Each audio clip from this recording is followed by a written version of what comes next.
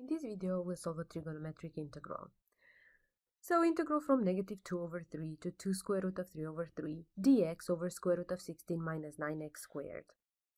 Now, this integral reminds me of the formula integral of dx over square root of a squared minus ax squared equals arc sine or sine inverse of x over a plus c. Well, in our case, we don't have quite a squared minus x squared. We have 9x squared. So what I'm going to do, I'm going to write dx over 16 minus 3x, everything squared like that. And I'm going to use the substitution, u equals 3x. Every time we have a substitution, we have to write it out. And du equals 3 dx.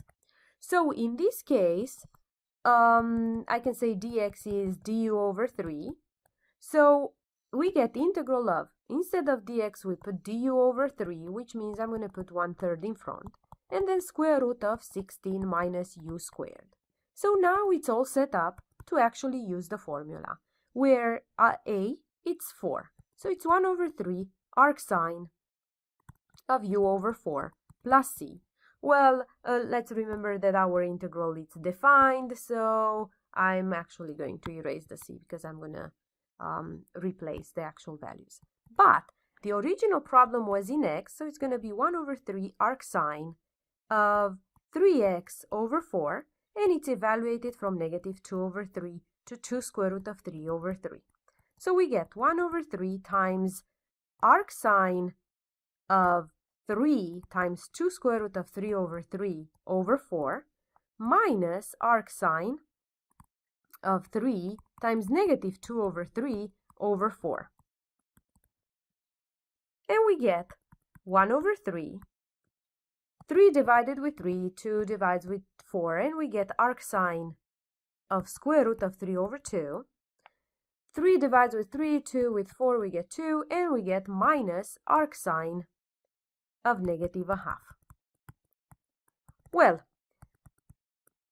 arc sine of square root of 3/2 is sine of what angle is square root of 3/2, and that is sine of 60 degrees, which is pi/3. So we get pi/3. Now, arc sine, it's an odd function, which means this negative comes in front, so we get plus, and then sine of what angle? It's a half, well, of 30 degrees, which is pi/6. And then when we do the math, we get 1/3 times 3 pi/6, which is pi/6. Now, this problem can be solved in a different way. So I rewrote the problem, and let's use a trigonometric substitution. So let's say x equals 4/3 sine theta. And you'll see why 4/3. dx, it's 4/3 cosine theta d theta. So we get integral of 4/3 cosine theta d theta over square root of 16 minus 9 times x squared, this one. If we square it, we get 16/9 sine squared of theta. So now it's pretty obvious that we chose 4/3 so that we can cancel the 9, and then we can actually factor out the 16 from the denominator. So I'm going to move 4/3 outside, and then cosine theta d theta over square root of 16 times 1 minus sine squared of theta. So we get 4/3 integral of cosine theta d theta. We can factor out the 16, which is 4, out of the radical, and then square root of 1 minus sine squared is cosine squared, then square root of that is just cosine theta.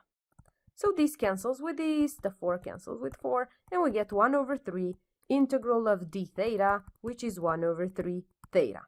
But let's go back and remember that sine of theta is 3x over 4, so theta, it's arc sine of 3x over 4.